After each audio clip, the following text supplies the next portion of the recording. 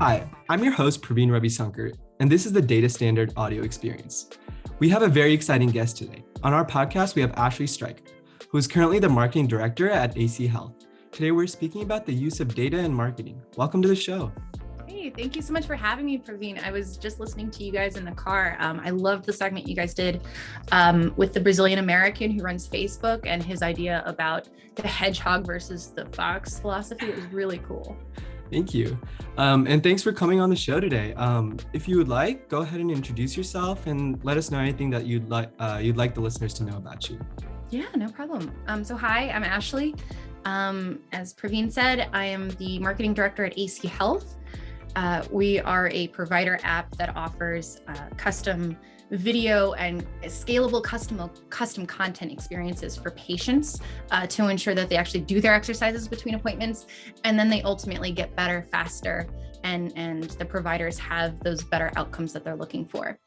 But I've run the gamut in terms of everywhere I've done marketing. I'm first and foremost a writer and a content marketer. That means that anything that I do offers value to my end user. In fact, I like to think that my primary audience isn't the person who hired me, but the person who pays for my product or service. So I'll often create things that I personally don't like, or that my boss or their manager is asking, why in the world would you talk about this? We don't care about any of that. And I said, yes, but your audience does. And that's where I like to use data the most, is to justify those sorts of decisions. But I've specialized in business-to-business services, and I've done every industry basically you could think of. I've worked contract work for the Department of Defense. I've written 2 presidential proclamations. That was pretty cool. I have worked for private independent school consulting. I've done security. I've written and negotiated for sales on behalf of a multi-million-dollar eBay for factories. And I was just at a law firm before this position as well. So I've seen it all in a lot of different arenas, big and small. I've had a team, I've been a one-woman band, and through it all, data has been the one driving force and my mainstay. So. Well, wow. I guess it's safe to say that you're incredibly qualified to talk about this. I like to think so. Yeah. So I'd like to hop into our first question. So data in the marketing industry is incredibly bountiful, and that can be a double-edged sword. So how do you ensure that the data that you use is actually important, and how does this help run these marketing campaigns effectively? That's a great question, because not all data is important.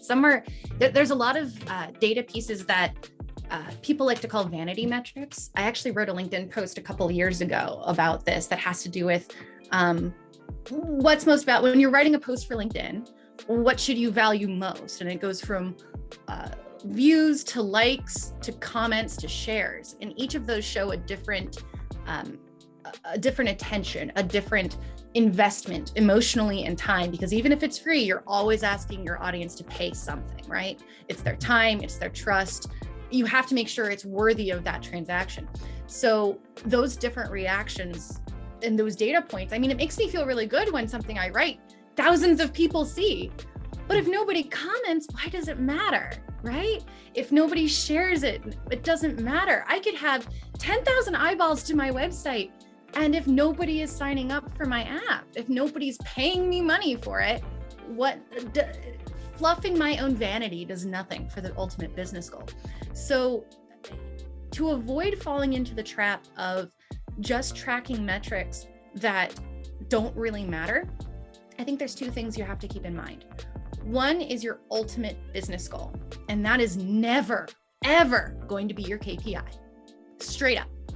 The data that marketers track as marketers, as a piece in the cog of the greater machine, it will never, ever matter how many opens you got on your email. It will never matter. Those are mile markers. Those are milestones. Those are landmarks in your path toward whatever your ultimate business goal is. So if your goal for your business is to sell more things, right? Let's say I have a widget and I want to sell things to other businesses, and I have a sales department. So I have a sales department as a marketer, and I like to sell more widgets. And my role within marketing is how many leads I can get to sales. And that's my major KPI, right? Because emails are worth money. So if I can get someone to voluntarily give me their email address, that's worth, could be hundreds of dollars, depending on how limited your audience pool is and what your industry is and what the ultimate lifetime value of the customer is. Regardless, I then give those emails to sales. And then as a marketer, I can wash my hands and say, hey, we're all done. Except you're not. Because if your KPI is how many emails you send to sales, but all of those emails are junk, you better believe that sales is going to be right up your platform to ask you about, okay, so you gave us these emails, but none of them are worth following up. And then you lose trust, and then you lose. So you have to keep in mind, whenever you're determining what is the ultimate business goal, what is the goal of the business itself, and then how does your department fit in that? And then what are the things you can measure to make sure you're on track for that? Sometimes it's an intangible, right? Marketers do a lot of brand awareness work. I remember I was working at an agency, and bless him, Ron, hi. One of our creative directors, Ron, was telling me about this PSA effort they were doing on behalf of one of the health agencies for the government. And they had really cool creative. And I'm like, yeah, okay, so how many people do you think signed up because they saw this? And he just kind of looked at me. And because when you're going for awareness, all you're tracking are those eyeballs, all you're tracking, because it feels like that's all you can track. It's not always the case. There's ways you can deal with that. But they weren't able to correlate their efforts with an increase in that program. And so if anybody were to ask them, what is the return on the amount of money we spent, on the amount of time, on the amount of reputational collateral we spent supporting this effort and this campaign, they would be hard pressed to do so. And so you always have to be ready to answer, how did you support the broader business goals? Your KPIs can support that answer. Your KPIs, and by KPI, by the way, I mean key performance indicator. Your KPIs can support that broader goal. They can help point and prove that, but ultimately it's going to be a qualitative answer. Yes, I supported the goal. No, I didn't support the goal. And so by marrying the two, so that's, hopefully that answered your question, I think. Yeah, it did. And kind of to go off of that, once you do use this data to, run these effective marketing campaigns, how do you then use the data on the other end to evaluate how effective these campaigns were in the very end? Oh, that's where benchmarking comes in. You can't just, I run into this problem a lot, especially when I'm onboarding new people or interns. A lot of businesses, particularly smaller businesses, want people to be productive immediately. They want people to be able to hit the ground running and go. Except that you can't go if you don't know where you are or where you're going to. And so you have to establish benchmarks in order to assess what the baseline is. What are the table stakes, right? What ante am I currently putting up to just play the game? And then you have to decide, okay, is it going to be a win if I can go home and I've basically evened out whatever money I've invested and my wife isn't going to yell at me for ruining my son's entire savings by betting it at the table, right? Yeah. Or is a win going to be, I want it all. I want to break everything across the table. I want to have that deck stacked so well that I will fund my son's tuition with how well we do with this. And I would argue most people like the latter. Sometimes it's okay for the former. Regardless, you don't know, unless you know what game you're playing, unless you know who you're playing against, unless you know how big the pot is, you can't establish what a win looks like or whether or not you're at the right table to begin with. So to belabor this metaphor a little bit further, you need to set up where the game is and establish how well you're doing in order to then project and then assess how well your performance was. Because the guy who goes home who broke even, that would be considered a failure if your goal was to win it all. Conversely, if you won it all, that would be an exceptional achievement and worth the champagne for the guy who just wanted to break even, but is expected of another campaign and another benchmark.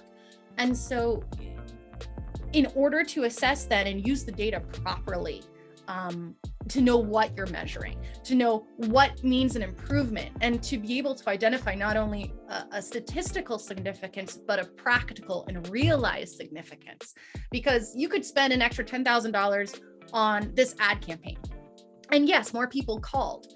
But if only 2 more people called out of 200 calls you got that month, there might be a statistical difference and improvement in the campaign, but was it worth the investment? Was it worth the effort? And so being able to identify both where you're going, where you're coming from, as well as the context, the real business case and context surrounding that data, that's going to be where you're going to find those nice little nuggets. Hopefully that will inspire somebody to figure out what game they're playing before they go forward. Oh yeah, that makes a ton of sense. And to just kind of continue it, I wanted to ask you to like take off your marketer hat and put on your content creator hat. And so I was kind of wondering, like, as a content creator, opposed to a marketer, how do you use data, and how do you use the data to create your content, I guess? Oh, all the time. And it's in qualitative and quantitative ways. So let's start with the quantitative, right? So there's your standard tool suite, right? HubSpot, I use HubSpot as my CRM, my customer resource manager. I often have a marketing subscription to it. So that allows me to develop and research different keywords and create, marketers will know the term pillar and spoke models of content. So you're going to have a pillar, that's your primary keyword that you want to rank for. And then you have different spokes that all support that primary pillar. And so you find the words that have a relatively decent amount of traffic. And this is, by the way, this is specifically for Google search organic marketing. There's the same process applies across the board, no matter what platform you're on. But what I'm describing is specifically for Google search. So you find, let's say that we wanted to rank for best widgets. And so you would, and best widgets has a lot of traffic, right? But it's so vague and it has such a high competition rate that the Walmarts and the Amazons of the world are going to beat me out for best widget 100-to-1 if I start there. So what I do is I go out into my little spokes and I find what are called long tail keywords. And I find the keywords that have a decent amount of traffic. So like 50 to 1,000 or more, depending on my confidence in the topic, have a couple extra words attached to it. So like, what is the best widget in Ohio? Or the best waterproof widget for the Amazon rainforest. I don't know, making this up. So you find those, let's pretend there's 500 monthly searches estimated for that a month. So then you say, okay, I'm going to compose the best piece of content ever and optimize for that longer keyword, that keyword phrase that has the shorter keyword within it. And then you multiply that by 20, 30, 40, all of them containing that shorter best widget keyword, but all incorporating and answering questions and responding to very specific minutia. Eventually, the algorithms, the theory goes, of course, Google never tells anybody, but the reigning theory goes that you're going to build up enough authority. So you remember your rhetorical triangle, right? You've got your ethos, which is your ethics, your professional presentation, whether or not you have the credentials to talk about something. You have your pathos, your emotional, whether or not you can tell the story to convince people that, to tug on their heartstrings. This is the holiday puppy mill commercials. Boy, I'm very merciful there, aren't I? And then you have your logos, which is your rational and your data-driven argument, right? You need all three of those. And so one of the ways in which you can start to get that authority from the algorithm's perspective is by talking about the same topic a lot of times. Once you convince the algorithm that you have the authority to talk about it, they'll hold you up as a credible source. But that's only a third of the equation, actually. Then you're talking to a person, and that's where you start to bring in your logos, your data, and your ethos, your emotional storytelling appeal to then talk to people. That's the way I use quantitative data. Oftentimes, specifically to develop content and content topics surrounding my best widget, whatever that happens to be at that precision. But you need to have it be informed by qualitative data as well. You need to ask your users what they're looking at. You need to ask your users what they're reading, what they're interested in, what questions are they asking, how did they find you, to know what you actually have authority to talk about. If I were working for Gucci, and most of their people own cars, but I wouldn't trust Gucci to tell me how to change the oil in my car. I would trust Gucci to tell me what the best, most popular upholstery is for the interior, I guess. So you have to find that special place, that balance of, on the Venn diagram of all the different content you can talk about, on this side is all of the content that your audience cares about. On this side is what your product or service is about and what you have an expertise in. What you need to find is that in-between section. Now, data can tell you to a certain extent what your audience is interested in. And you, as an internal stakeholder, have data on what you have authority and knowledge to talk about. The qualitative aspect is finding that in-between section of the Venn diagram. And that's the sweet spot where your content lives. If you go too far to the client side, there's no way to bring them back into what you're selling. And so remember, our ultimate goal is to get them to buy something. So it's completely useless to you. If I'm selling security to companies, why am I talking about home security for individuals when I don't sell a home security product? I have no authority to talk about it and there's no link back to my product. On the other side, if all I talk about is how great I am and how awesome this app is, nobody is going to care. Everyone is egocentric. They all want to talk about themselves. So you have to leverage your quantitative data mining side of what keywords are ranking well, what's the authority of them, how many backlinks can I get for this, how many times has this been mentioned in the media lately, is it trending up or is it trending down? By the way, Exploding Topics is an excellent newsletter if you want to catch trends on topics before they go viral. Absolutely worth the money, paying for pro, totally support it. So that's where you get the quantitative measurement, but then you need the qualitative to be able to analyze, okay, where am I in my sweet spot of things? So if you forget one or the other, you're going to end up on an extreme and your content's never going to take off. Wow. Thank you so much. That was probably so much more detailed than I ever could have imagined. I'm a content creator. That's how I came to this. I was a content creator first. So it's my sweet spot. I mean, no need to apologize. Thank you. And so kind of going off the content part. So we at the Data Standard community are building a network of data enthusiasts and data thought leaders, and everyone is open for collaboration and to connect with each other. What can our community do for you and your company and your content?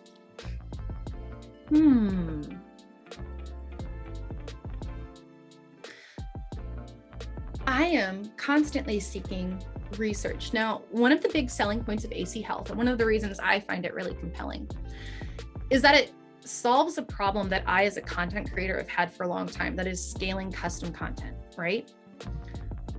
The other half of the app that I find so compelling is the fact that Susanna, our founder, as a patient, she actually wanted to change her behavior. And she knew that there were basically psychological hacks that she could do in order to modify her behavior. That is, to actually do her exercises and feel better. She has baked in behavioral psychology into the app itself to make sure that patients actually adhere to their exercises. So not only is the technology side there, but the design is so thoughtful that it actually achieves results in the real world beyond a very fancy checklist, basically.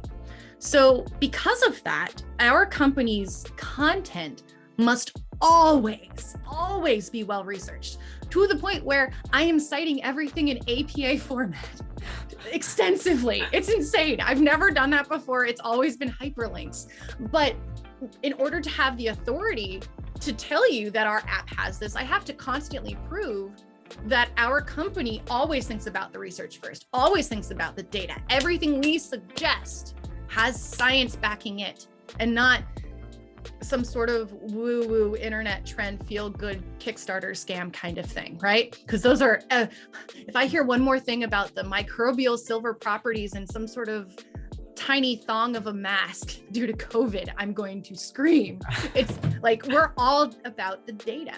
And so being able to have a community of data scientists who can help me understand the technical aspects so that I can bring in those qualitative aspects of, okay, what does this actually mean in real life? How can this actually be functional? I'm always looking for help with that and finding out what really matters. And people who are in the data all of the time get excited about things. And then I want them to tell me so that I can get excited about things, and then use my content to be able to make other people excited about them. Because that's how we all grow, and that's how our community of both providers and patients gets better. So yeah, that sounds perfect. And I'm sure the community would love to help. Please do. Yeah. Feel free to reach out if you've got a geeky research project or a question you've got that you think we might have data on for you. We'll trade. I am thrilled to be a part of a community that values research and data the way that I do.